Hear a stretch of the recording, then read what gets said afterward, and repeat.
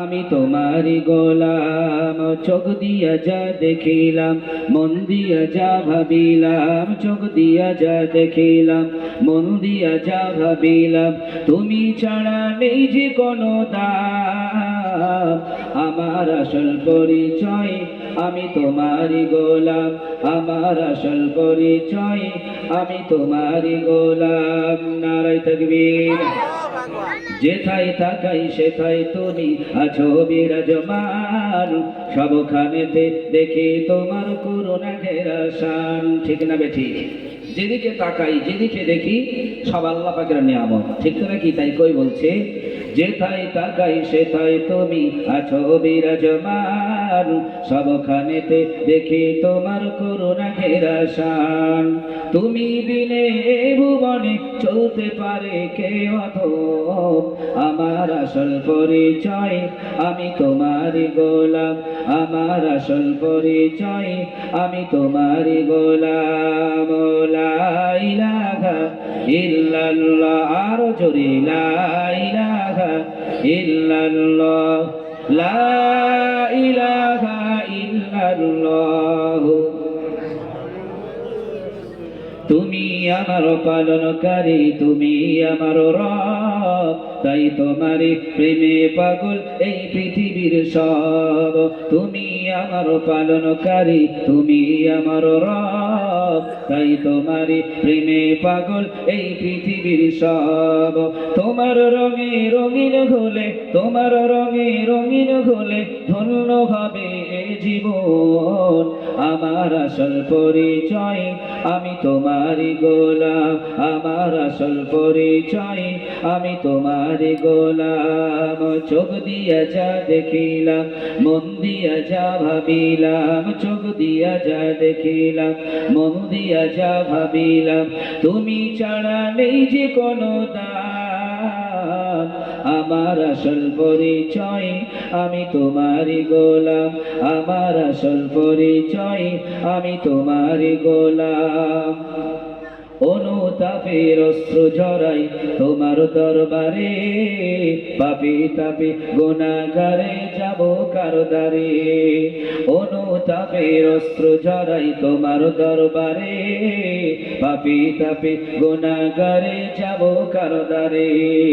তুমি প্রভু ক্ষমাকারী, তুমি প্রভু ক্ষমাকারী, তুমি রহিমে রহমান।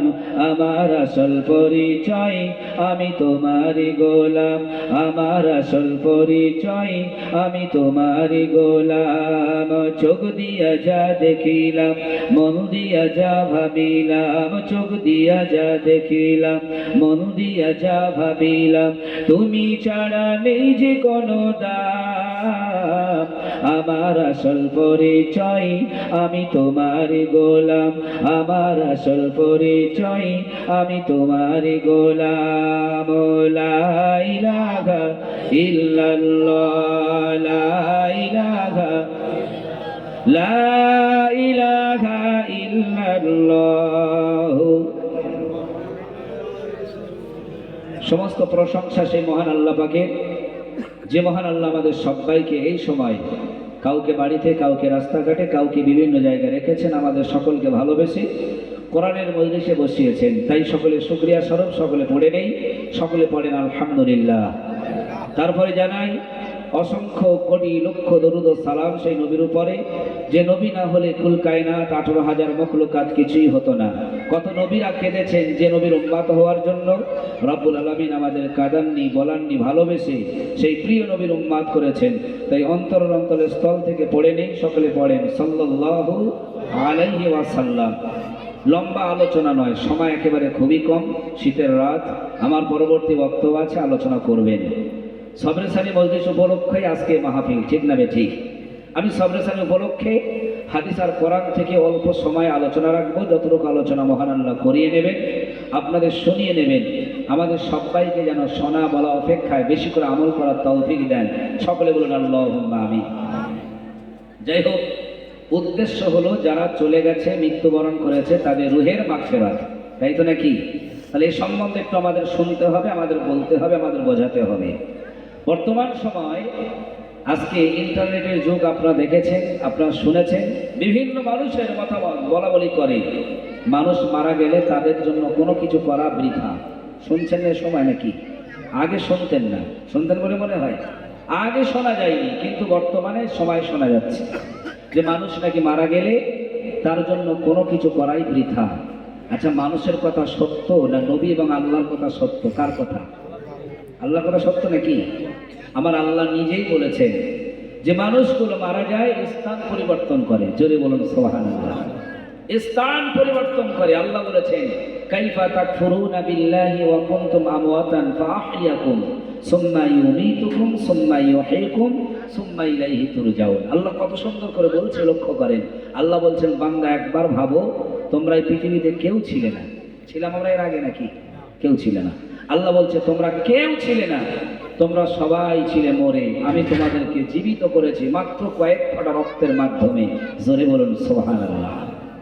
আমরা যখন আমাদের মায়ের কোল থেকে ভূমিষ্ঠ হলাম, একবার ভেবে দেখেন, আমরা পৃথিবীতে কোনো মেশিন, কোনো কারখানায়, কোনো মানুষের দ্বারা তৈরি আজও আল্লাহ কোনো এইভাবে সিস্টেম রাখিনি, ঠিক না ঠিক? মায়ের কোলে আমরা ভূমিষ্ঠ হয়েছি। এই ভূমিষ্ঠ হওয়ার আগে প্রথমে স্বামী স্ত্রী মিলন, পিতামাতার মিলন ছিল, তার থেকে কয়েকটা ফোঁটা রক্ত দিয়ে আল্লাহ আমাদের তৈরি করেছেন। তা আল্লাহ বলেছেন কাইফা তাকফুরুনা বিল্লাহি ওয়া কুনতুম আমওয়াতান ফাআহইয়াকুম সুম্মা ইউমীতুকুম সুম্মা ইউহয়িকুম সুম্মা ইলাইহি তুরজাউন। তোমরা সবাই ছিলে মরে, আমি তোমাদেরকে কয়েকটা বীর্য, কয়েকটা রক্তের মাধ্যমে, কয়েক ফোঁটা রক্তের দ্বারা তোমাদের মায়ের কোলে আমি জীবিত করে দিয়েছি। একবারও জোরে বলুন সুবহানাল্লাহ। সেটা কোথায়? পৃথিবীর মাটির সঙ্গে তোমরা মিশেছিলে। কোথায় ছিলে? জোরে বলেন। পৃথিবীর মাটির সঙ্গে মিশেছিলে। কোরআন বলছে, লক্ষ্য করেন কত সুন্দর ফায়সালা কোরআন বলছে, এই পৃথিবীর মাটিতে যদি আমরা মিশে থাকি তাহলে আমরা তৈরি হলাম কি করে? কোরআনের তাফসীরের মধ্যে এসেছে এই পৃথিবীর মাটি থেকে শাক সবজি উৎপন্ন হয়, হয় না? হয় না? আমরা শাক সবজি উৎপন্ন হওয়া জিনিস আমরা খাই। আল্লাহ বলেছেন যখন তোমরা খেয়েছো, সেই আল্লাহ পাক যাকে যার অধীনে রাখবে তাকে সেই খাদ্য খাইয়ে তার কাছে সেই রক্ত তৈরি করে তার স্ত্রীর গর্ভে সেই রক্ত পৌঁছে দিয়েছেন। আর সেখানে মহান আল্লাহ আপনাকে আমাকে অতি যত্ন করে তৈরি করেছেন। একবারও জোরে বলুন সুবহানাল্লাহ। ভাই বাবাজিরা, মহান আল্লাহ রাব্বুল আলামিন কোরআন শরীফের মধ্যে বলেছে, তাফসীরের মধ্যে এসেছে, তাফসীরের মধ্যে পাওয়া যায়, মহান আল্লাহ বলেছেন বান্দা শুনে রেখে দাও, তোমাদের যখন তৈরি করেছে ওই মায়ের গর্ভে তোমাদের রেখেছে, কারো 10 মাস, কারো 9 মাস, কারো 11 মাস রাখার পরে তোমাদের নির্দিষ্ট সময় ভূমিষ্ঠ যখন করে দিলাম, পৃথিবীর জমিনে তোমরা আসলে, তোমরা সবাই জীবিত হয়ে গেলে, আমি আমার আল্লাহ রাব্বুল আলামিন ওই জীবিত মানুষকে কারো 60 বছর, 50 বছর, কারো 30 বছর বয়সে তোমাদের মৃত্যুবরণ করিয়ে দেব। হে পৃথিবী মানুষ, তোমরা শুনে রেখে দাও, এই মৃত্যুবরণ যখন হয়ে যাবে, এই পৃথিবীতে তোমরা ছিলে, বাড়ি গাড়ি, টাকা পয়সা, সন্তান সন্তানি সব তোমাদের কাছে ছিল, তোমরা যখন মারা যাবে তোমাদের সব কিছু ছিন্ন হয়ে স্থান পরিবর্তন করে তোমাদের কবরস্থ নামক জায়গায় তোমাদের দাফন করা হয়ে যাবে। এই জায়গাটা শুধু স্থান পরিবর্তন হয়ে যায়। কোরআনের 30 পারায় মহান আল্লাহ বলেছে, আল্লাহ রাব্বুল আলামিন জানিয়ে দিয়েছে, ইন্নাল আবরারা লাফি নাঈম। ওই মানুষটা যদি ভালো মানুষ হবে, নেক আমল যদি করে থাকে, নেক কাজ যদি করে থাকে, আল্লাহ রাব্বুল আলামিন তার রূহটা নিয়ে 7 তবক জমিনের উপর একটা ঘর, যার নাম হলো ইল্লিন, আরামদায়ক ঘর, ওইখানে তার রূহটা রেখে দিয়ে দেয়। একবার জোরে বলুন সুবহানাল্লাহ। কিন্তু দেহ পড়ে আছে কবরে, রূহটা নিয়ে আল্লাহ 7 তবক উসমানে একটা ঘর ইল্লিনে রেখে দেয়। আল্লাহ বলেছেন ওয়া ইন্নাল ফুজ্জারা লাফি জাহিম। যখন ওই মানুষটা বদকারক হবে, পাপিষ্ঠ হবে, পাপী হবে, ওই মানুষটার রূহটা নিয়ে 7 তবক জমিনের নিচে একটা ঘর আছে, যার নাম হলো সিজ্জিন, সেখানে রেখে দেওয়া হয়। তাহলে মানুষ প্রথমে ছিল মরে, জীবিত হলাম, আবার মৃত্যুবরণ করলাম, আবার আমাদের জীবিত করবে। কেমন করে জীবিত করবে? হাসরের ময়দানে মহান আল্লাহ সিংহায় ফুঁক দেওয়ার পরে ইসরাফিলের দ্বারায় এই পৃথিবী লয় ক্ষয় হয়ে যাবে। যাবে নাকি যাবে না? জোরে বলেন। যাবে তো নাকি? ইসরাফিল যখন সিংহায় ফুঁক দেবে, এই পৃথিবী লয় ক্ষয় হয়ে যাবে। কোরআনের তাফসীরের কথা বললে আপনারা অবাক হয়ে যাবেন। এরকম আছে, একই রকম রাখেন। তাফসীরের মধ্যে এসেছে, আল্লাহ রাব্বুল আলামিন বলছে, যে ইসরাফিল আলাইহিস সালাম যখন সিংহায় ফুঁক দেবে, এই সিংহায় ফুঁক দেওয়ার পরে এই পৃথিবী, পাহাড়, পর্বত, নদী, নালা যা আছে সব ওলট পালট হয়ে অ্যাক্সিডেন্ট হয়ে কে কার জায়গায় চলে যাবে কেউ বলতে পারবে না। কেন, কি করেছে? কোরআনের তাফসীরের আল কারিয়া সূরা এর ভিতরে এসেছে, আল্লাহ বলেছেন আল কারিয়া তুমাল কারিয়া, তোমাদের আঘাত করা হবে। সে আঘাত করাটা কি তোমরা কি জানো? ইয়াউমা ইয়াকুনুন নাসু কাল ফারাশিল মাবসুস, সেই দিনে মানুষ হবে বিক্ষিপ্ত পোকার ন্যায়। বিক্ষিপ্ত পোকার ন্যায়। একটু ঝড় হলে দেখবেন মশামাছি কোথায় যায় তার কোনো ঠিক নাই, ঠিক না বে ঠিক? যখন ইসরাফিল সিংহায় ফুঁক দেবে তখন এই পৃথিবী সব কিছু কোথায় যাবে? সমস্ত মানুষগুলো বিক্ষিপ্ত পোকার ন্যায় হয়ে যাবে। তখন নিজের স্থান কেউ কোনো জায়গা খুঁজে পাবে না। আল্লাহ বলেছেন ওই কোরআনের ভিতরে এই ইসরাফিল আলাইহিস সালাম কোথায় রয়েছে এটাকে জানার জন্য কোরআনের তাফসীর থেকে এসেছে, রুহুল বায়ান তাফসীরের মধ্যে পাওয়া যায়। আল্লাহ পাক রব্বুল আলামিন এই পৃথিবীর পূর্ব দিকে সূর্য উদয় করে। সূর্য উদয় যেখানে হয়, বিজ্ঞান বলছে সেটা জাপান দেশ। বিজ্ঞান কি বলছে? সেটা জাপান দেশ। কোরআন বলছে না, ওটা জাপান নয়, জাপানের শেষ। বিজ্ঞানীদের মন্ত্র সব শেষ, তাই বিজ্ঞানীরা বলেছে, বিজ্ঞানীরা বলছে জাপান থেকে সূর্য ওঠে। বিজ্ঞানীরা স্যাটেলাইট দিয়েছে, জাপানের ওখান থেকে দেখছে সূর্য যেখান থেকে উদয় হয় তার অপোসাইড আর কোনো দেশ নাই। কোরআন বলছে হ্যাঁ, তার অপোসাইড একটা দেশ আছে, ওই দেশটার নাম হলো কোহেকাব। জোরে বলুন সুবহানাল্লাহ। কি নাম বলেছি? কোহেকাব। মনে রাখবেন, এই কোহেকাব দেশে বলার উদ্দেশ্য হলো ইসরাফিল আলাইহিস সালামকে মহান আল্লাহ ওই দেশে রেখেছেন একেবারে সিংহার ফুঁক দেওয়ার জন্য। আর সে আজিমে আসমানে তার কান লাগিয়ে বসে আছে। আল্লাহ কখন আদেশ করবে, ইসরাফিল আর দেরি করো না, সিংহায় ফুঁক দিয়ে দাও। এখন পৃথিবীর যত শক্তিমান মানুষ আপনারা দেখেছেন, তার গায়ে শক্তি বিরাট, বিরাট পাওয়ার। এখন ওই মানুষটার হাতে যদি একটা ইট বসিয়ে দেন আর যদি বলেন ভাই আপনি ফুঁক দিয়ে ইটটাকে সরিয়ে দেন, আমার মনে হয় ওই মানুষটা জন্ম থেকে মৃত্যু হয়ে যাবে। ইটটাকে ফুঁক দিয়ে সরাতে পারে বলে মনে হয়? পারবে না। গোটা পৃথিবী যত পাহাড়, যত পর্বত, যত নদী নালা রয়েছে, বিল্ডিং, বালাখানা যা কিছু দেখেছে সব কিন্তু ইসরাফিল আলাইহিস সালামের প্রথম ফুৎকারের বিনিময় সব ওলট পালট হয়ে যাবে। কে কোথায় যাবে তার কোনো ঠিক নাই। অতাকুরুল জিবাল, যে পাহাড় আল্লাহ বানিয়েছেন, পাহাড়গুলো পশমের ন্যায় সেদিন উড়বে। পাহাড়গুলো পশমের ন্যায় উড়বে। মক্কায় যারা গেছে, যারা নৈনিতাল পাহাড় দেখেছে, বিরাট পাহাড়, এই পাহাড়গুলো সেদিন পশমের ন্যায় উঠতে থাকবে।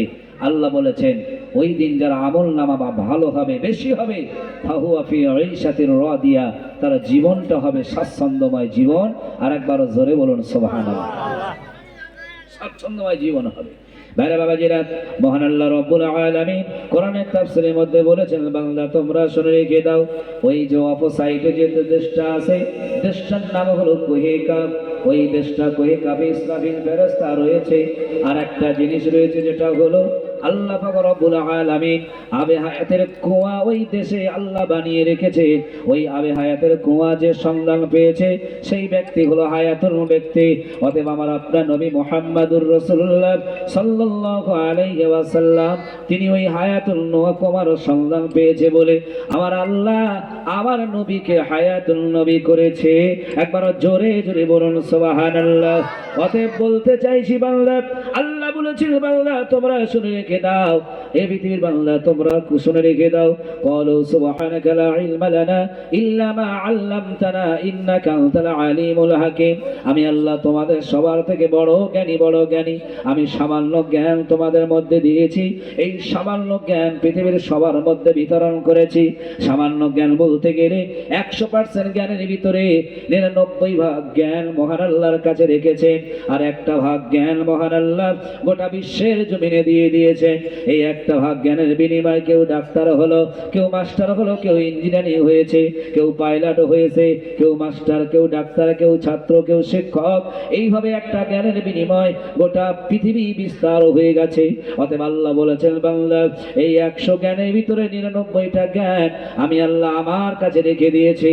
অতএব আমি আল্লাহ তোমাদের জন্য বলছি তোমরা শুনে রেখে দাও, মানুষ যখন মারা যায় ওই মানুষটাকে কেউ কোনোদিন মৃত্যু বলো না, কেউ কখনো ওই মানুষটার ভিতরে অসম্ভব কিছু বলো না।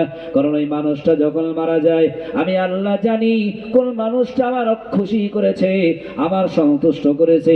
অতএব পৃথিবীর কারোর জানার ক্ষমতা নাই কে জান্নাতি কে জাহান্নামী, কে ভালো কে খারাপ, এটা পৃথিবীর কোনো মানুষের বোঝার ক্ষমতা নাই। আছে বলে মনে হয়? আছে?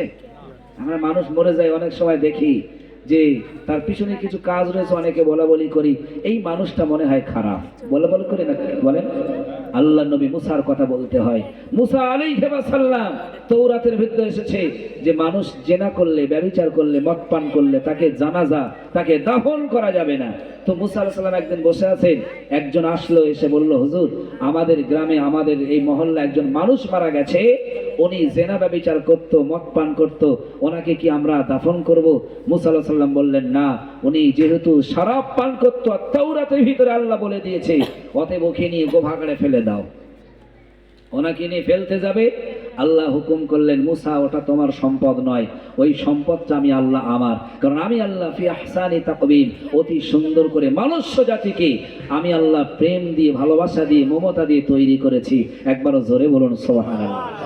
হাদিস শরীফের ভিতরে মানুষের সম্বন্ধে বলেছে, রাসূল বলেছে, কেউ যদি কাবা শরীফ ভেঙে দিয়ে আসে, যতটা গোনা না হবে, আল্লাহর কোনো বান্দাকে যদি অন্যায়ভাবে হত্যা করে তার থেকে আরো বেশি অন্যায় হবে। তার মানে এর থেকে বোঝা যায় আল্লাহর প্রতিটি বান্দার প্রতি মহান আল্লাহর দয়া মায়া অনেকটাই বেশি, ঠিক না বেঠিক?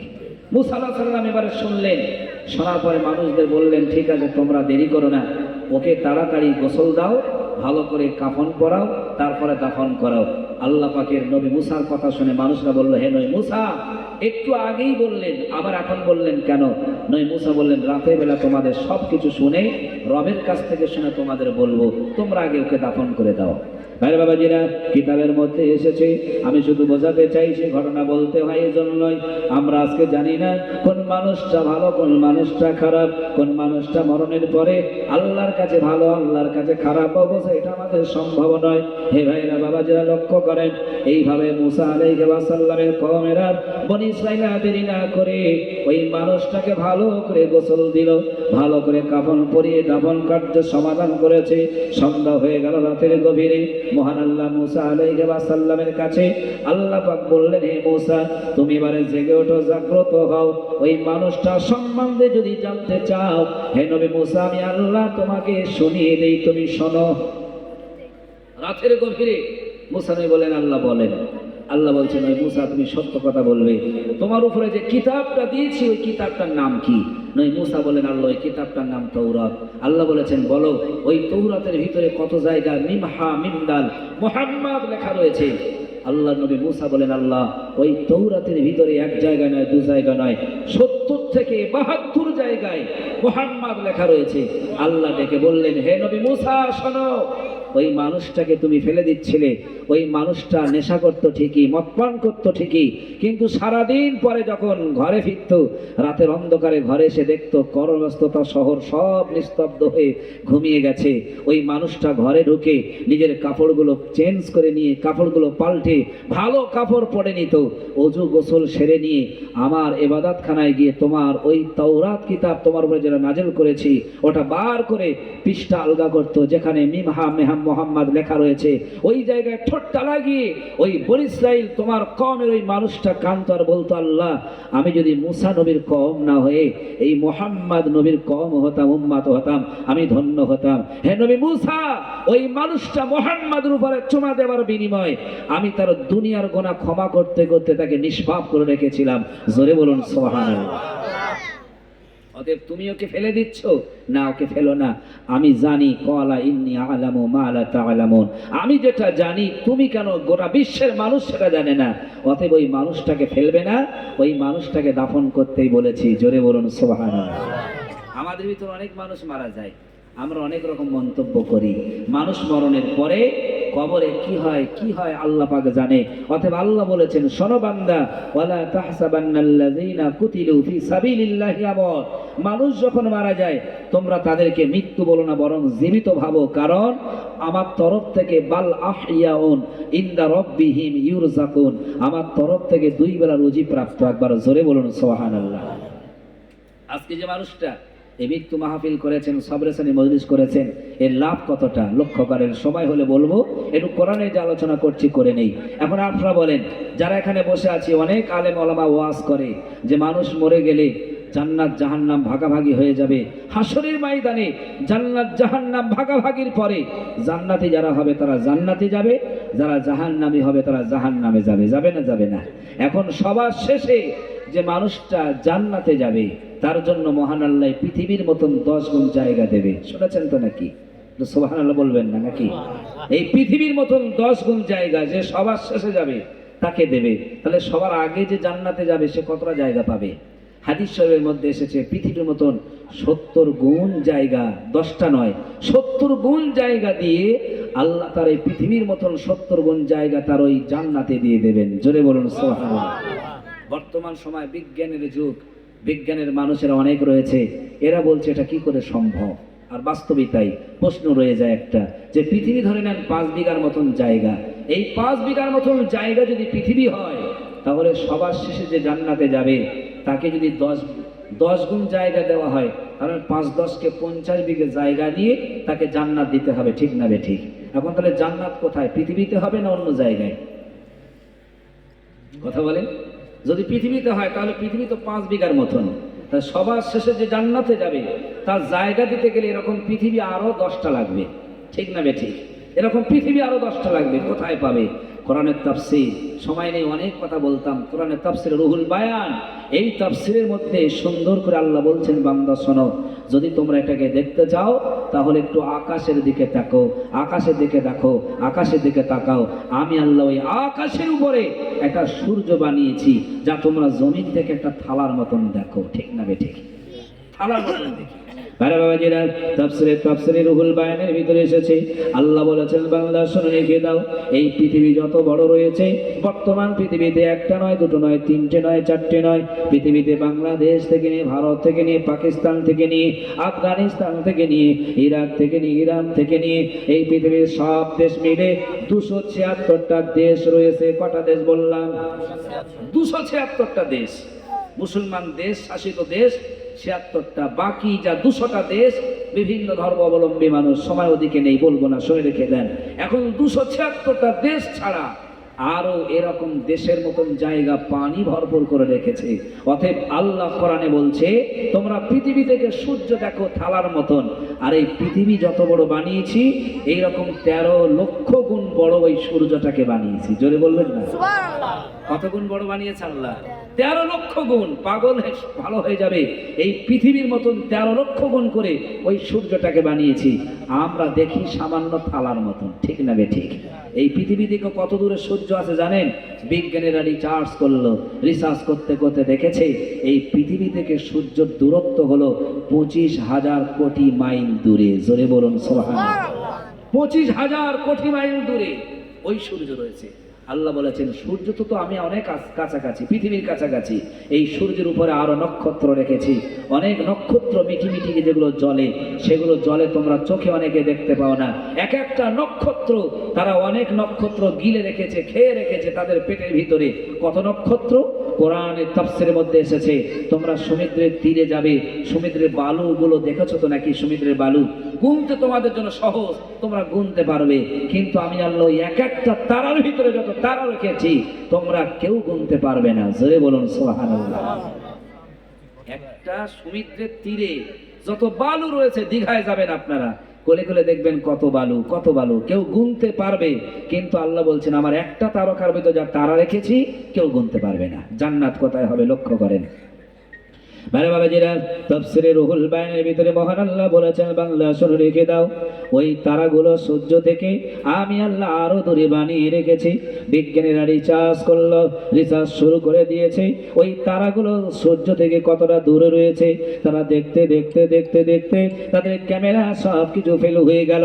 নাসা বিজ্ঞানীরা বলল, আমরা বিভিন্ন দিন, বিভিন্ন সময়, বিভিন্ন বছর ধরে চেষ্টা করেছি, কিন্তু সূর্যের উপরে নক্ষত্র আমাদের কারোর পক্ষে দেখা সম্ভব হয় নাই। তবে একটা নক্ষত্র দেখেছি যার নাম হলো প্রক্সিমা সেন্টারি।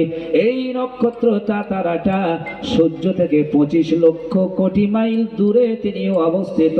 আরেকবার জোরে যদি বলুন সুবহানাল্লাহ। তাহলে সূর্য পৃথিবী থেকে সূর্যের দূরত্ব 25,000 লক্ষ কোটি মাইল। আবার সূর্য থেকে ওই প্রক্সিমা যে সবার কাছাকাছি তারও দূরত্ব ঠিক একই। এবারে বিজ্ঞানীরা রিচার্জ করছে, তাহলে উপরে যে নক্ষত্রগুলো আছে কত দূরে। ভাইরা বাবাজিরা, তারা রিচার্জ করতে করতে সন্ধান পেল না। আল্লাহ রব্বুল আলামিন জানিয়ে দিল, হে আমার বান্দা শুনে রেখে দাও, আমি আল্লাহ রব্বুল আলামিন তার উপর অনেক নক্ষত্র বানিয়ে দিয়েছি, অনেক তারা বানিয়ে দিয়েছি। ওই তারাগুলো পৃথিবীতে, আলো পৃথিবী থেকে আসে। আপনারা যারা বসে আছেন জ্ঞানী মানুষ বলতে পারবেন, আমরা যে আলো দেখি, লাইট দেখি, যখন বিদ্যুৎ চমকায় দেখবেন বিদ্যুতের আলো তাড়াতাড়ি দেখা যায় না, শব্দ তাড়াতাড়ি শোনা যায়। বলেন তো দেখি, একটা বিদ্যুৎ চমকালো, শব্দ আগে শোনেন না আলো আগে দেখেন? আলো আগে দেখেন। বিজ্ঞানের কিতাবে লেখা রয়েছে এই আলোর গতিবেগ শব্দের থেকে দূরত্ব প্রতি সেকেন্ডে 1,86,000 মাইল বেগেই চলে। জোরে বলুন সুবহানাল্লাহ। লাইট মারবেন আপনি, দেখবেন লাইট 1 সেকেন্ড লাগবে না, কত দূর যে চলে যাবে তার ঠিক নাই। ঠিক তো নাকি? এই বিজ্ঞান বলছে এই লাইটের দূরত্ব হলো প্রতি সেকেন্ডে 1,86,000 মাইল বেগে চলে।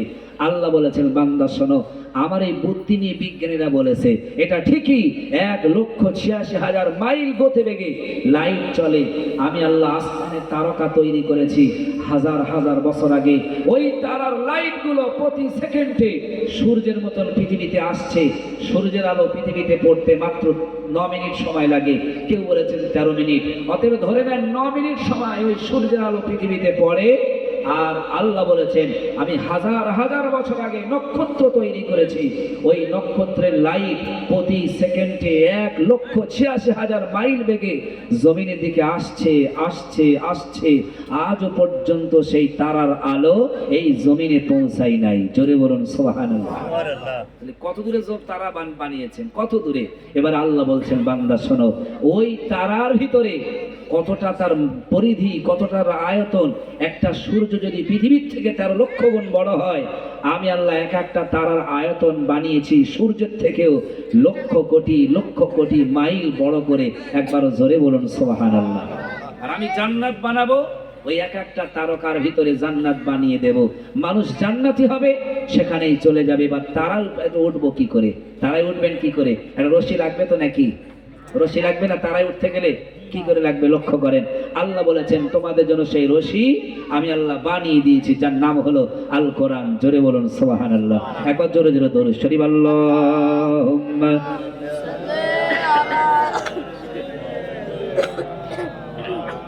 ওয়া আলা আলি সাইয়্যিদিনা। চিল্লে বলেন তাহলে আমাদের রশির নাম কি? তাহলে আল কোরআন। আল্লাহ পাঠিয়েছে 1400 বছর আগে। আল্লাহ বলেছেন তোমাদের জন্য রশি পাঠিয়েছি আল কোরআন, তোমরা ওই রশিটাকে মজবুত করে ধরো, আমি আল্লাহ সেদিন টান দেব, তোমরা ওই জান্নাত পর্যন্ত পৌঁছে যাবে। আর একবার জোরে বলুন সুবহানাল্লাহ। এখন ধরে নেন এই জায়গায় একটা কুয়া আছে, কুয়া দেখেছেন তো নাকি? 100 ফুট গভীর। ওই কুয়ায় যদি কেউ পড়ে যায় তাহলে তার তুলবেন কি করে? হয় বাঁশ লাগাতে হবে কিংবা রশি লাগাতে হবে। ঠিক না ঠিক? এখন আব্দুর রহিম বা আব্দুর রহমান পড়ে গেল, আপনার সবাই এসে রশি লাগাচ্ছেন, বলছেন রশিটা ধরো। আব্দুর রহিম বলল না, রশি ধরবো না। আচ্ছা উঠবে বলে মনে হয়? ধরবে। যদি না ধরে উঠতে পারবে না। এখন আব্দুর রহিম বলল ঠিক আছে, তোমরা বারবার বলছো, তাহলে আমি এক আঙুল দিয়েই ধরি। যদি এক আঙুল দিয়ে ধরে ফসকে যাওয়ার ভয় আছে না নাই? আর যদি এক হাত দিয়ে ধরে তারপরেও ফসকে যাবে, কারণ তার একটা গতি, তার একটা দেহর ভার আছে। এখন সে যদি 2 হাত দিয়ে মজবুত করে ধরে, উপর থেকে যদি টান দেয়, ওই আব্দুর রহিম কুয়া থেকে তার উপরে উঠতে সমর্থ হবে। আল্লাহ বলেছেন বান্দা তোমরা সবাই পড়ে আছো কুয়াতে, এই পৃথিবী মানে হলো কুয়া। আমি আল্লাহ তোমাদের জন্য রশি পাঠিয়েছি, তোমরা রশিটাকে মজবুত করে ধরো, আমি সেদিন তোমাদের টান দেব, আমার জান্নাত পর্যন্ত পৌঁছে যাবে। একবার জোরে বলুন সুবহানাল্লাহ। রশি ধরেছি কি করে? লক্ষ্য করেন বাইরে বাবাজিরা, ওই কোরআনটা রশি হিসাবে ধরা মানেই হলো কোরআনটা হাতে করে ধরা নয়, কোরআনটা ধরা মানেই হলো বুকে জড়িয়ে ধরা নয়, ওই কোরআনটা ধরা মানে হাত দিয়ে পাজা করে ধরার নাম ধরা নয়। আল্লাহ বলেছেন বাংলারে ওই কোরআনে 6666টা আয়াত, 3,23,672টা অক্ষর দিয়েছি। ওই কোরআনে যা যা দিয়েছি তোমরা যদি মেনে চলো তাহলে ধরার নামই হবে। অতএব কোরআনে যা দিয়েছি তোমরা তোমরা সেইভাবে মেনে চলবে। আল্লাহ বলেছেন বান্দারে ওই কোরআনের ভিতরে আমি আল্লাহ তোমাদের জন্য বলে দিয়েছি ওয়ালা তাহসাবান্নাল্লাযীনা কুতিলু ফি সাবিলিল্লাহি আমওয়াত, তোমরা মৃত্যু থেকে ভয় করো, মৃত্যু থেকে ভয় করো, মৃত্যু থেকে ভয় করো। আর মৃত্যু থেকে ভয় করে তোমরা মৃত্যু মানুষদের কখনো তোমরা মৃত্যু বলো না, কারণ যারা মারা যায় কেউ মৃত্যুবরণ করে না, আমি আল্লাহ তাদের স্থান পরিবর্তন করে দেই। এই পৃথিবীতে ছিল ঘর বাড়ি বিয়ে বাচ্চা সব কিছু ছিল, আমি আল্লাহ তার স্থান পরিবর্তন করে দিয়ে মৃত্যুর মাধ্যম দিয়ে তাকে কবরের জীবনে পাঠিয়ে দিয়েছি। যদি এই মানুষটা কোরআন মানলেওয়ালা মানুষ হয়, কোরআনের বিধিবিধান যদি মেনে চলে, আমি আল্লাহ বলছি বান্দারে ওই মানুষটা কবরের জিন্দেগিতে এই দুনিয়া থেকে আরো স্বাচ্ছন্দ্যে আনন্দে থাকতে পারবে। একবার জোরে যদি বলুন সুবহানাল্লাহ। কারণ একটা জীবিত মানুষের যা পাওয়ার, যা শক্তি আছে, আল্লাহ রসুল বলেছেন যদি ওই মানুষটা নেককার হয়, আল্লাহর ওলি হয়, ওই মানুষটা মরে গেলেও তার 3 গুণ পাওয়ার হয়ে যায়। জোরে বলুন সুবহানাল্লাহ। আমরা ওলির দরবারে যাই না কথা বলেন? ওলিরা মরণের পরেও তাদের পাওয়ার আছে না নাই? আছে তো নাকি? অনেক ওলি চলে গেছে কিন্তু তাদের পাওয়ার এখনো পৃথিবীতে রয়েছে। আল্লাহ বলেছেন বান্দা তোমরা তাদের মৃত্যু বলো না, স্থান পরিবর্তন করে, স্থান পরিবর্তন করে যারা মৃত্যুবরণ করে। পথে আজকে যারা মারা গেছে স্থান পরিবর্তন করেছে, আমাদের কর্তব্য হলো তাদের জন্য নেক আমল করা। ভাইরা বাবাজিরা, বর্তমান সময় অনেক মানুষ বলে মানুষ মারা গেলে তাদের জন্য কিছু করতে নেই। আল্লাহ রাসূল আমার সাল্লাল্লাহু আলাইহি ওয়াসাল্লাম তিনি যখন বিদায় হবে, ইন্তেকাল যখন করবেন, ইন্তেকালের একেবারে নিকটবর্তী সময় 2 সাহাবী কাঁধে ভর দিয়ে আব্বাস রাদিয়াল্লাহু তাআলা আনহুর 2 ছেলে, একজন নাম ফজল আর একজন নাম ফুজাইল, এই দুজনের কাঁধে ভর দিয়ে জান্নাতুল বাকিতে চলে গেল। ওরে মুসলমান ভাই আমার বাবাজিরা, যারা হাজী সাহেব রয়েছে বলতে পারবে আমরা গত কয়েক বছর আগে ঘুরে এসেছি, ওই জান্নাতুল বাকিতে দেখেছি হাজার হাজার হাজার হাজার কবরস্থান রয়েছে, ওখানে বিজ্ঞ বিজ্ঞ সাহাবীরা ঘুমিয়ে রয়েছেন। আল্লাহ নবী সাল্লাল্লাহু আলাইহি ওয়াসাল্লাম 2 সাহাবীর কাঁধে ভর দিয়ে ওই জান্নাতুল বাকিতে পৌঁছে গিয়ে আল্লাহর কাছে দোয়া চাইছেন, আল্লাহ এই জান্নাতুল বাকিতে একটা নয়, 2টি নয়, 3টি নয়, অনেক সাহাবীরা এখানে ঘুমিয়ে রয়েছে, আমার অনেক বিবিরা এখানে ঘুমিয়ে রয়েছে। আল্লাহ আমার মনে হয় বেশি দিন পৃথিবীতে থাকা যা হবে না। আল্লাহ আমার নিকটবর্তী সময় এসেছে, আমি আপনার রাসূল আপনার নবী মুহাম্মদুর রাসূলুল্লাহ এই জান্নাতুল বাকিতে এসেছি। এখানে যত কবরবাসী রয়েছে আল্লাহ তুমি তাদের সবাইকে কবুল করে নাও। জোরে বলুন সুবহানাল্লাহ। আচ্ছা, রসুলের থেকে জ্ঞানী এই পৃথিবীতে আর কেউ আছে বলে মনে হয়? তাহলে রসুল যদি কবরের কাছে জান্নাতুল বাকিতে গিয়ে দোয়া চায়, আর রসুলের থেকে জ্ঞানী নেই, তারা বলছে চাওয়া যাবে না, ঠিক না বেঠিক? ভাইরা বাবাজিরা, বিশ্বনবী আমার তারপরে চলে গেল জান্নাতুল মুআল্লায়, যেটা মক্কা শরীফে রয়েছে, একেবারে কাবা শরীফের এইরকম সাইটে জান্নাতুল মুআল্লা, যেখানে পাহাড় দিয়ে বেষ্টিত রয়েছে, একেবারে পাহাড়ের নিচে আম্মা জান খাদিজার কবর রয়েছে, যে কবরের পাশাপাশি অনেক কবর রয়েছে। আমার আপনার নবী বিশ্বনবী জনাবে মুহাম্মদুর রাসূলুল্লাহ ওই জান্নাতুল মুআল্লার কাছে গিয়ে আল্লাহর কাছে হাত তুলে বলছেন, আল্লাহ আমি আপনার নবী আপনার হাবিব এই জান্নাতুল মুআল্লা কবরের কাছে এসেছি, ওগো আল্লাহ, আল্লাহ পাক তোমাকে জানাতে চাই এখানে যত আমার সাহাবী, যত আমার আপনজন ঘুমিয়ে রয়েছেন, বিশেষ করে আমার প্রাণের প্রিয় সর্বজীবনের সর্বপ্রথম আমার জীবন সঙ্গিনী হযরতে খাদিজা এখানে ঘুমিয়ে রয়েছেন। আল্লাহ আল্লাহ সবার রূহটাকে তুমি আরামদায়ক রূহ তুমি বানিয়ে দাও।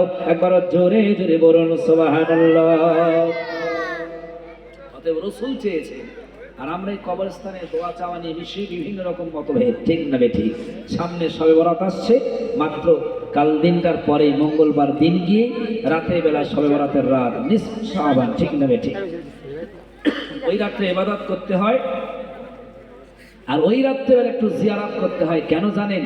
রাসূল বলেছেন লাইসা শাইউন বাইনাহু ওয়া বাইনাদ দুআ, সন্তানেরা, বিবিরা, মায়েরা, আপনজনেরা যারা চলে গেছে কবরবাসী হয়ে, কবর থেকে চাতক পাখির ন্যায় তাকিয়ে থাকে কখন ছেলেরা, কখন মেয়েরা, কখন আপনজনেরা ওই কবরের পাশে একটু হাত তুলবে, তাদের হাতের বিনিময় আল্লাহর আরশ পর্যন্ত কোনো বাধা থাকে না।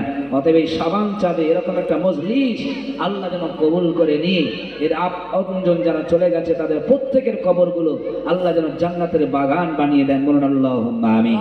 এখন যে কথা বলছিলাম, তাহলে জান্নাত জান্নাত কোথায় আল্লাহ বানাবেন সেটা হলো আকাশের নক্ষত্রের ভিতরে। তাফসীরে রুহুল বায়ানের ভিতরে সুন্দর করে আল্লাহ বুঝিয়ে দিয়েছে, বান্দা শোনো, ওই নক্ষত্রে যাওয়ার জন্য তোমাদের সিঁড়ি, তোমাদের মই কিছু প্রয়োজন লাগে না। তোমরা শুধু কোরআনটাকে আঁকড়ে ধরো, আমি আল্লাহ কোরআন মাননেওয়ালা ব্যক্তিদেরকে সেদিন আমি ডাক দেব, ওই জান্নাত পর্যন্ত পৌঁছে যাবে। একবার জোরে বলুন সুবহানাল্লাহ। বাইরে বাবাজিরা, ওই কোরআনের ভিতরে মহান আল্লাহ বলে দিয়েছে, ইন্নামা হাররামা আলাইকুল মাইতাতা ওয়াদ-দামা ওয়া লাহমাল খিনজির। ওই কোরআনে মহান আল্লাহ বলেছে, ইন্না সলাতা কানাত আলাল মুমিনিনা কিতাবাম মাওকুতা। ওই কোরআনে মহান আল্লাহ বলেছে, ইন্না সলাতা তানহা আনিল ফাহশাই ওয়াল মুনকার।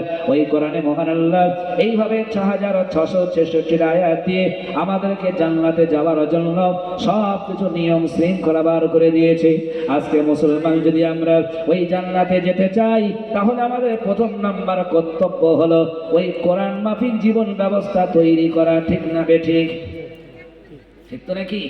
এই কোরআন মাফিক জীবন ব্যবস্থা যদি তৈরি করি, আমরা অবশ্যই ওই জান্নাতে পৌঁছে যাব। অতএব কবর সম্বন্ধে আলোচনা আমি আপনাদের কাছে বলতে বলতে সময় আমার একেবারেই অল্প, তাই ছোট্ট একটি কথা বলে বিদায় নেব। ওরে মুসলমান, লক্ষ্য করে দেখেন, আম্মা জান আয়েশা সিদ্দিকা রাদিয়াল্লাহু তাআলা আনহা একদিন রাতের গভীরে সবাই ঘুমিয়ে পড়েছে, বিশ্বনবীর কাছাকাছি ডেকে নিয়ে বললেন, ইয়া রাসূলুল্লাহ, ইয়া হাবিবাল্লাহ হুজুর, ফাসালতু আয়েশা রাসূলুল্লাহি আন আযাবিল কবর। আমি জানতে চাই, যত মানুষ কবরে চলে গেছে, কবরে আযাব কি সত্য নাকি? বিশ্বনবী আমার বললে, হে আয়েশা, তুমি শুনে রেখে দাও, ফাসালতু আয়েশা রাসূলুল্লাহি আন আযাবিল কবর। বিশ্বনবী আমার জানিয়েছে, ইন্না আযাবুল কবরুন হাক্কুন, নিশ্চয়ই কবরে আযাব হলো সত্য। অতএব যারা কবরে চলে গেছে, নিশ্চিত কবরে আযাব সত্য। বিশ্বনবী আমার জানিয়েছে, ওই যারা কবরবাসী হয়েছে, আপনজন আত্মীয় স্বজনই তাদের জন্য কি জন্য আমল করে, নেক কাজ করে, মহান আল্লাহ খুশি হয়ে সন্তুষ্ট হয়ে তাদের নেক আমলগুলো নিয়ে ওই তাদের রূহ পৌঁছে দিয়ে কিয়ামত পর্যন্ত হলেও আল্লাহ কবরবাসীদের কবরগুলো আরামদায়ক বানাতে পারে। একবার জোরে জোরে বলুন সুবহানাল্লাহ। অতএব ঈমান প্রয়োজন। আমরা আজকে তাই সবরেসানি মজলিস আগের দিনও করেছি, বর্তমান করব, আগামী দিনও করব, বলেন ইনশাআল্লাহ। এর অনেক ফজিলত রয়েছে, সময় থাকলে আমি সব বলতাম। যেহেতু আমার ওখানে সময় 9টায়, ভাইদের বলেছিলাম আমার 8টার আগেই তুলতে, 9টার আগেই নেমে যাব। যেহেতু আপনাদের খুব শ্রদ্ধেয় একজন ছিলেন, উনি খুব জ্ঞানী ব্যক্তি ছিলেন, আলোচনা করছিলেন। তো যাই হোক, যতটুকু আলোচনা করলাম আপনাদের কষ্ট হয়েছে নাকি? একটা কথা আমি বলে যাব, যে কথাটা কি, আমরা ওয়াজ শুনবো সারা জীবন, সারা জীবন আমরা ওয়াজ শুনবো, শোনা আর আমাদের দেখার কোনো অভাব হবে না। কিন্তু একটাই অভাব, আমরা সঠিক নিয়মে মেনে চলা। ঠিক না বেঠিক? শুনি বটে, কিন্তু শোনার পরে আমরা সেই যেমন ছিলাম তেমন, ভুল আমাদের চলে যায়। আল্লাহ বলেছেন, বান্দা তোমরা সবাই সবার সঙ্গে আছো, কিন্তু আমি আল্লাহ একজনের সঙ্গে। কার সঙ্গে? আল্লাহ বলেছেন, ইন্নাল্লাহা মা'আস সাবিরিন, যে সবর করে, সব সময় ধৈর্য ধরে, আমি আল্লাহ তার সঙ্গে রয়ে গেছি। জোরে বলুন সুবহানাল্লাহ। অতএব মৃত্যুর কথা স্মরণ করে আগামী দিন আমরা চলবো 5 ওয়াক্ত নামাজগুলো সেই সঙ্গে হালাল হক মেনে আল্লাহ যেন আমাদের প্রত্যেকে চলার তৌফিক দান করে। বলুন আল্লাহুম্মা আমিন। একবার মুহাব্বতের সঙ্গে দরুদ, আল্লাহুম্মা সাল্লি আলা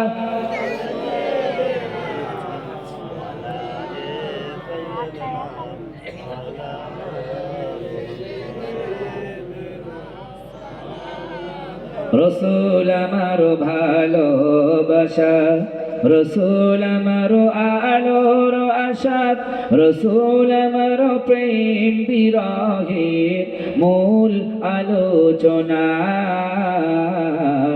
রসুল আমারো কাজে কর্মের অনুপ্রেরণা। নারে তাকবীর।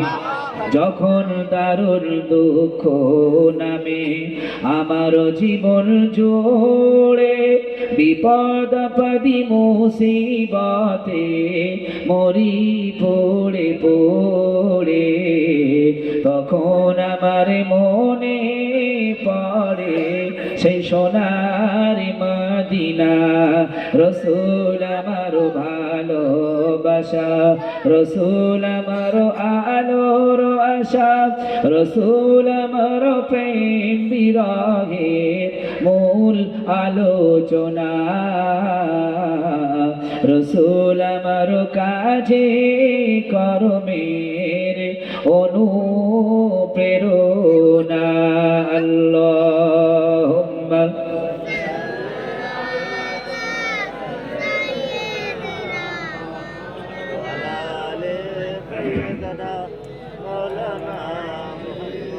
যাই হোক ভাই, আপনাদের ইমাম সাহেব আমার খুবই আপনজন।